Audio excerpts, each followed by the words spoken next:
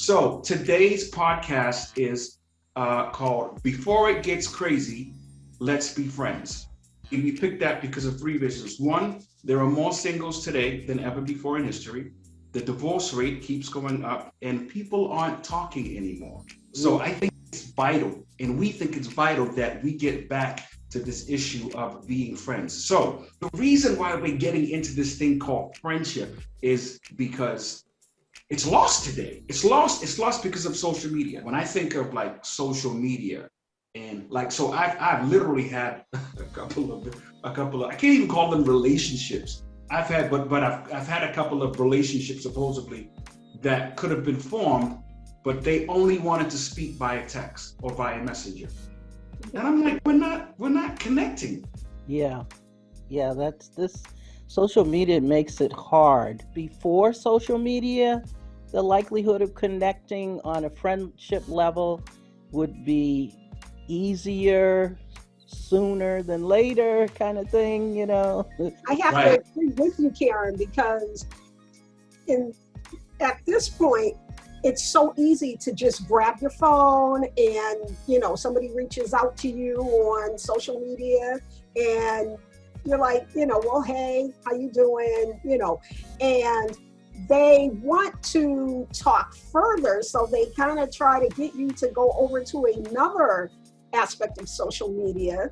And because they'll say, well, I want to get to know you better. You want to get to really know someone, there's other facets of you, Oh, absolutely. So when you say put it all out there is a lot out there. People do put a lot out there that they wouldn't ordinarily know. I mean, even like showing pictures of your family and they're like, oh, I didn't know that's how your mom looked, something like that.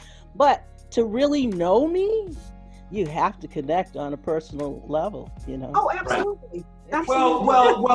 Well, because I think that what's happening a lot today, though, is that I think that we're afraid to communicate on a deep level, and so here's my thing in terms of us being friends. Okay, I remember back in the day, we had the kinds of friendship where we would talk about anything and everything, and there was no judgment. There was no need to impress. It just is what it is, or it was what it was, because it was like we were friends. And so the beautiful thing about real friendships is that it takes the pressure off to say, hey, listen, I can show you my weaknesses, right? I can show you my vulnerabilities because we're friends.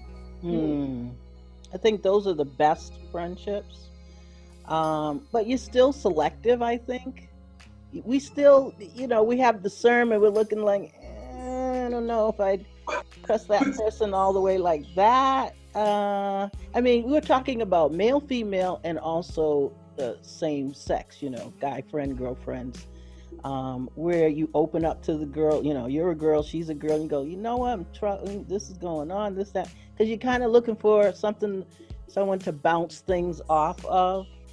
And when you share personal things, that means you consider them in your inner circle, if you will. Yeah, little bit closer, even back in the day, and with the male, the same thing. Only certain guys you share things with. Some guys you couldn't share personal things with because they just weren't interested in hearing that. They maybe had one thing on their mind as far as female is concerned. They're like, yeah, you're going through that, but how about I can get a kiss or something? They're not even paying attention to you, You don't want him to be your friend. Or they're trying to put in their application to, be the number one guy.